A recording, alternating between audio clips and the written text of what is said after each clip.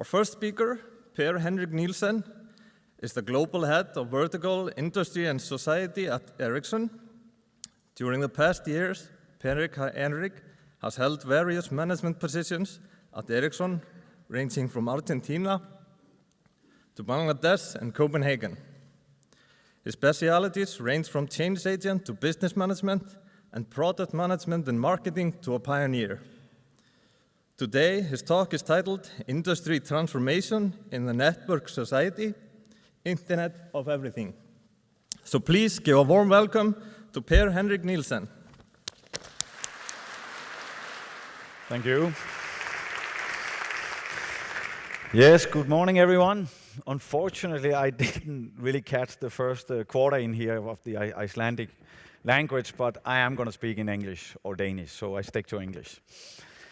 I'm going to talk a bit about the industry transformation that is going on.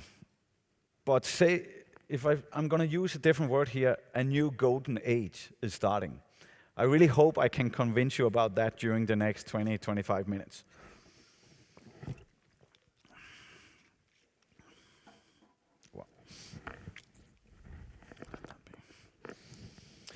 Good. Take a look at this slide. In the last 30-40 years, a lot has happened. Actually, maybe even more than the industrial age. If you look at from the very beginning, 1875 and up till today, it took us, should we say, 110 years to connect places in the world. You know, the wireline, the phones.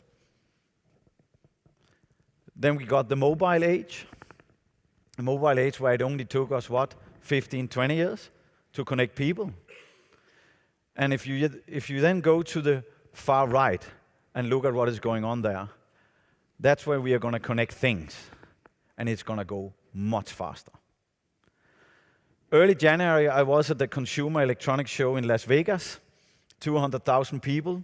As I say, it's a consumer show. And I can tell you, everything is connected. It was everything from connected guns to connected clothes to connected drones to connected cars. It is happening now. That itself is maybe not something big, but what are we going to use it for? That's what we are going to talk a bit about.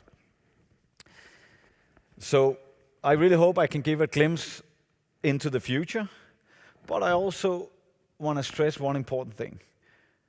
ICT, information and communication technology, the last 30 years has been building the fundamentals for what we are doing. See it like when we build the roads for the cars or trains or whatever. We built the roads, but there was actually not many cars on the roads. But suddenly, we got the cars, we could use them. We actually see it the same way with information and communication technology. Now it has been built, connectivity is there. But with the help with true mobility, help of broadband and help of cloud, we can really, really take ICT into new industries, into what adds value for you as human being, for the society. And we truly believe that it can be done in a balanced way to be more shared on this planet. If we have a look here on what we believe that ICT can in creating society benefits, if we look at three very important things, the social, the environmental, and the economic, if we look at those three things, that's going to play a major role in our society going forward. And if we take a look at the right side, these are actually known as the triple bottom line: planet, people, and profit. And we see that those three has to be in balance. Otherwise, this planet is not going to be sustainable. It's not going to fly. And I think if we look at a wise person here called originally John Elkington, a world authority in corporate responsibility and sustainable development, the argument is that companies and authorities should measure the performance based on these things: people, planet, and profit. It's possible, it's doable. And I think companies, authorities that goes for the triple bottom line and take into account, and this is really, really important, the full cost, the full development of doing such things, then I think we can make this a better place to be by the help of ICT. So if we take an example that we in Ericsson have been driving, that's what we call the Network Society City Index. We have simply developed a city index to better understand the triple bottom line impact on cities. What do they actually do? And how can ICT enable cities? And when we say cities, it's not only the city authorities, the people, it's the companies, it's the one living in the city. Could be a smart country as well, could be Iceland for sure. And the city index tracks a selection of the world's largest cities. We don't have 2 cities in one country. And it includes a lot of measurements, like the triple bottom line, and it looks at startup companies, it looked at a lot of things. So if we take a look at how it actually looks like right now. If we see here, we have the ICT maturity here in the bottom and the social dimension at the top. And if you see what the social performance can do if you really empower ICT, then you can see how it's, and just to give you a personal reflection here, I have lived in Stockholm, I have lived in Buenos Aires, I have lived in Dhaka. Dhaka is the capital of Bangladesh. And I can tell you there is a difference. There is a lot of a difference when you have connectivity, when you can connect and you can use things. And it makes an incredibly difference for people, for companies, for the society, if you have a well thought through ICT infrastructure. But remember what I said in the beginning, that's only the fundament for what we are going to do the next 30, 40 years. Because now we are going to use it properly. And if we actually then take it one step further and we look at the economic situation and the competitiveness, you can see it correlates that there are, if you have a strong ICT infrastructure and you really use that for the benefit of the society, for the people, the city, even the country itself, can become very competitiveness. It doesn't need to be against each other. It actually helps. So if we all could base this on the triple bottom line and get this to fly, then I'm sure we could get some more business and some more balance. And that's why we are here.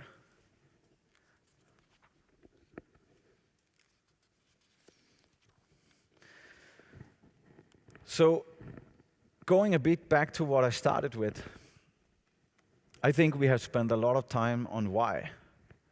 Both as an individual, why should I have a mobile phone? You remember the early days when it was a big one, hand carriage one, and the battery was really the issue. And why should I have that? Authorities, why should I have a computer in the school? Why should I be able to do things on the net? What is the internet? What we see, it took maybe 30 years from we started to we're here today. But I think that has moved to how now. That we are not really discussing that anymore, why. We are discussing how. And if we have a look at that, how when it comes to leadership, the societies, the companies, the authorities that want to take leadership, they can do it. But you need a very strong ICT fundament for doing that today. Look at the young generation. Look at how they do things. We even went into a cloth. Have you seen that? A dress had its own hanger. And that hanger is connected to Facebook. That dress has its own Facebook site. So you can immediately, when you try it, say, I like it or I don't like it. And they have seen when you do that, immediately, and now we are talking real time, that's the beauty of ICT, you can do things real time. Then the movement starts in that city. Wow, that dress is cool. Let's move over there. Just one, maybe crazy thing, maybe good thing, who knows. But if you look at this, the leadership, what is that? That's entrepreneurship. It's engagement, and it's not only engagement in quarterly profit. We cannot live on that. We need the triple bottom line, remember that. It's also the ecosystem, not the ecosystem. The ecosystem. That's very important. And the ecosystem is not set. How are we going to do this? When I arrived here, you are immediately connected by Siemens here. There's a coverage there. I'm always connected. Nice. But when we move into this kind of business model, it's not set yet. And I think people in this room, we need to do that together. How are we going to share this? How are we going to develop this? So the leadership is important. And let me give you a very simple thing. You saw in the first slide, Internet of Everything. Internet of Everything can for me be one simple thing. One simple thing was when I came on Iceland Air, and we were talking about the transport from the airport. I'm still shocked why I can't buy a complete trip from home. Why do I have to buy a flight ticket and then a bus ticket or something else when I get? Why can't I buy the whole thing? We are in 2015, man. It's the first time a stewardess in a flight, and I'm flying a lot in those white cans, I can tell you. It's the first time a stewardess said to me, "Do you want to buy a bus ticket?" Come on, man, what a nice service. That's for me, Internet of Everything boiled down to one thing. It meant something for me. So please don't make it too much everything and too fluffy. Make it something that is related to you and me, your kid, your parents, your friends, I don't know. Make it relevant for us. So take the leadership and do this. If you then take the other part of this, collaboration, we need to work together much more than we do today.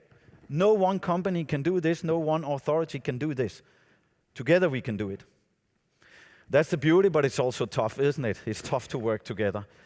New partnership, new things. But if you look at let me start in the other reverse order. Shared solution. It's about share things. Open source, it's about the mentality to share, to be open. And then platform thinking. Platform thinking is nice if you use it right. Platform because it can serve horizontal skills. But if you use platform thinking wrong, it will give you a solution here and now. It's the easiest way to do things, but it's in silos. But if you use platform thinking the right way, it will be broad and horizontal. So if we can combine this together in leadership and collaboration, and I understand it is hard because you as a company alone or as a human being can do things alone. You don't need to cooperate, but that will only reach to a certain thing. We need to get this to fly.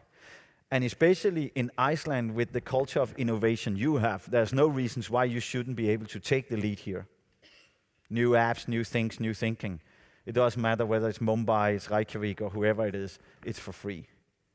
It's just to take the leadership and do the collaboration. Just to give you some few examples here, when we have looked in, this is a huge consumer lab study we do every year. This is for young and city workers. We just want to ask them a few things. This is just a snapshot of it. If you take the first one on your far left, it's below 24 years of age, and it is full-time students. They check the traffic volume maps. Remember now, real-time data, traffic volume maps. They check that 41% of those category want to use that.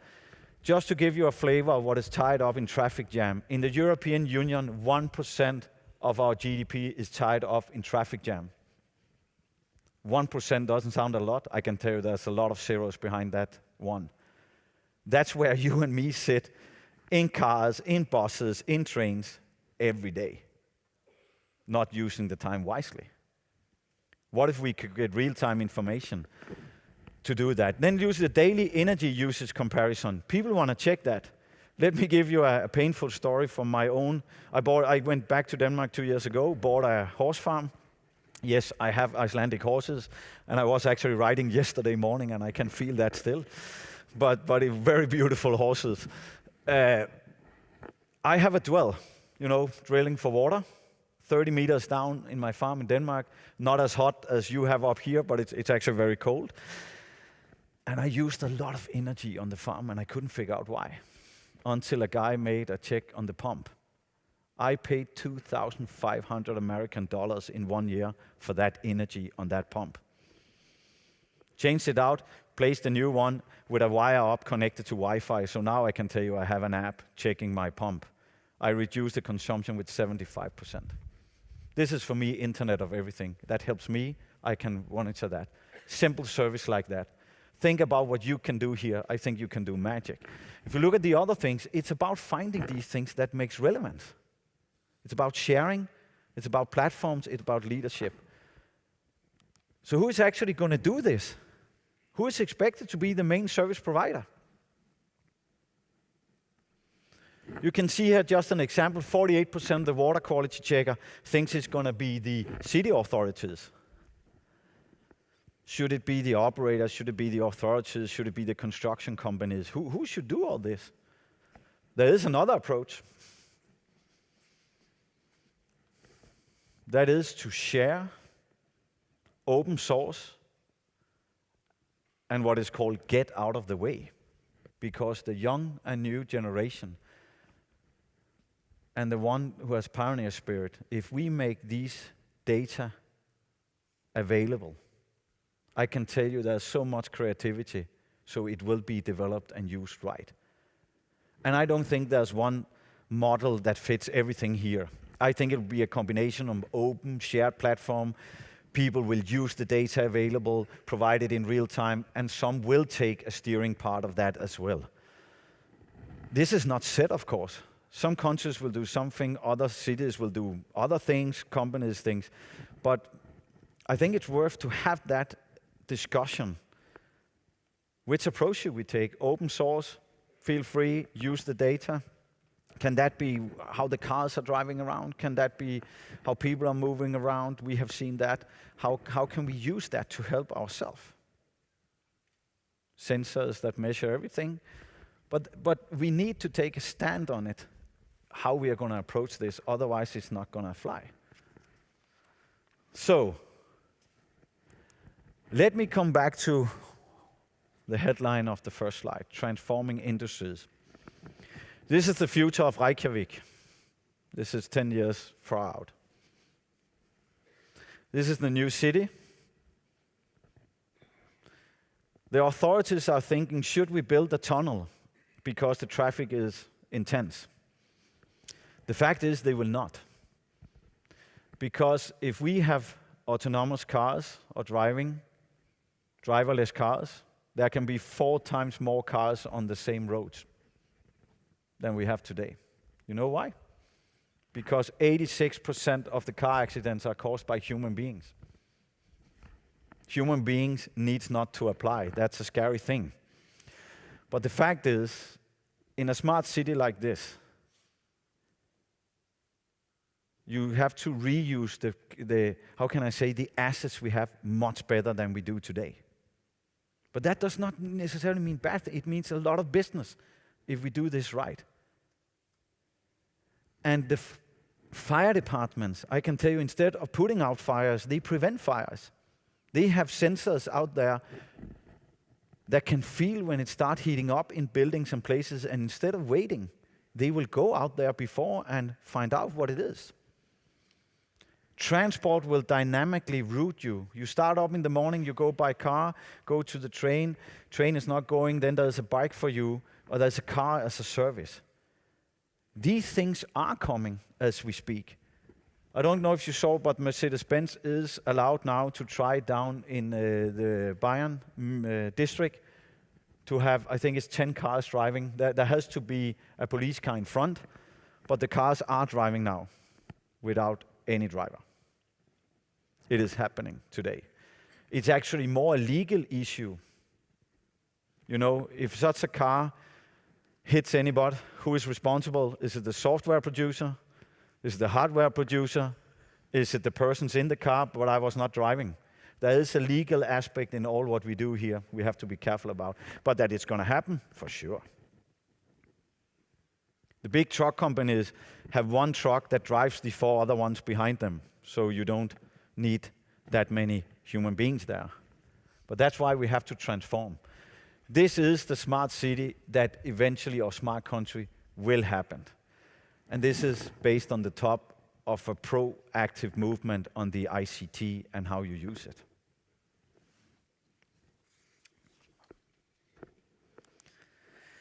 If we take a look at some industries with high impact that we have looked a lot upon, It's energy and utilities, transport, shipping, automotive, intelligent transport system.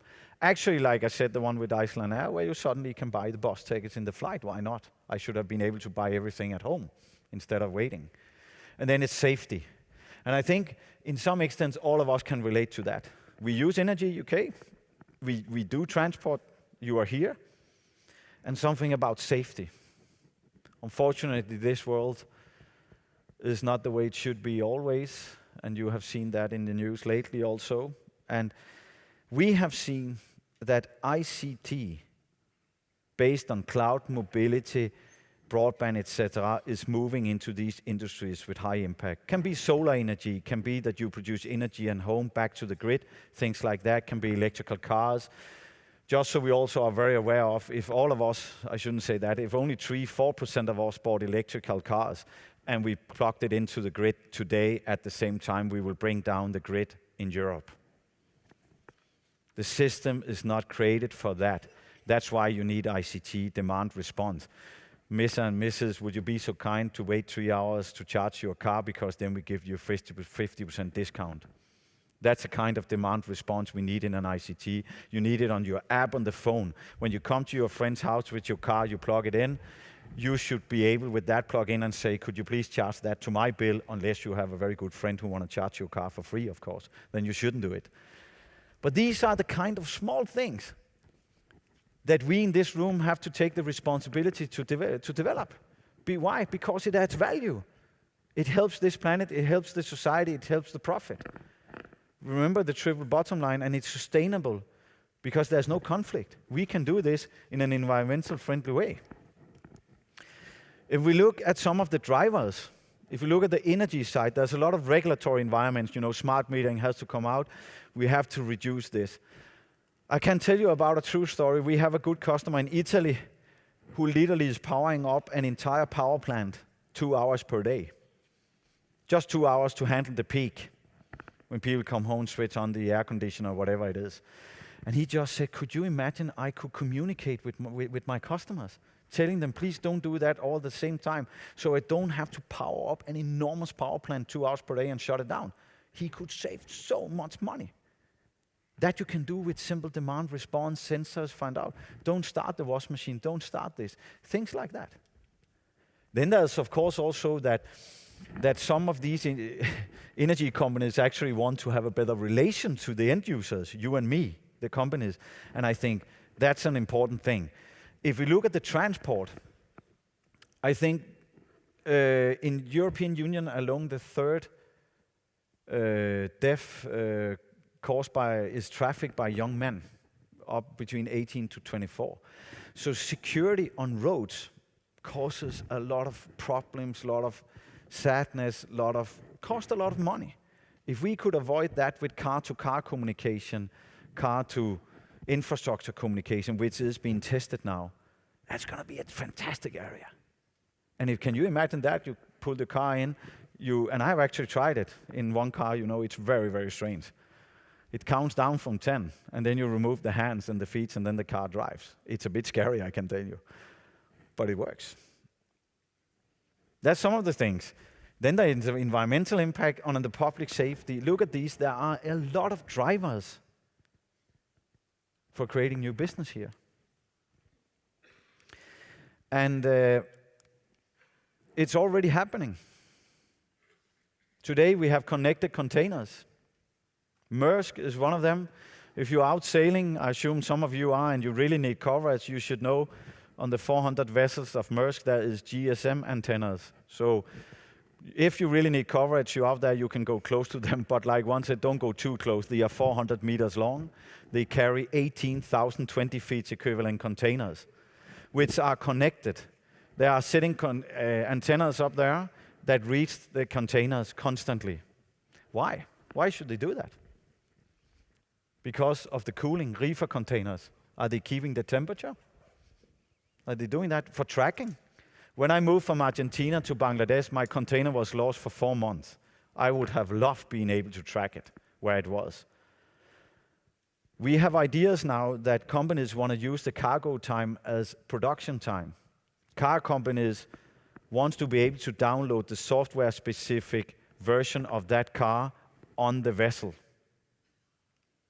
Fruit manufacturers from Latin America want to be able to control the humidity and the temperature in the container. Why? Because, let me give you a simple example. Bananas is 6 days in average in warehouses in Europe before they go to the shop itself because of the color. Because if the color is right, you pay more. Could you imagine we could handle that while we transport it to free and avoid all that transport, unnecessary transport, and hit them right? These are the small things we need to do. This is happening today. 112 platforms or 911, I don't know what you dial in your security number, combined with traffic management, so that we don't send ambulances and fire departments into traffic jams. Let them get to where they want. This is about sharing between industries. This is about opening up and using new things for the benefit of us. Remember, this is my last slide. Remember what I said in the beginning. A new golden age is starting, and I can tell you, we truly believe in that. Now it's up to us to sit together as a community to find these new things that really make sense. Then we need to set the business model, we need to set the things. But we truly believe a network society, we know it's going to happen. And I can tell you, from an Ericsson point of view, we are extremely proud of being part of that, and we would like to drive that also together with all the people in this room. Thank you so much.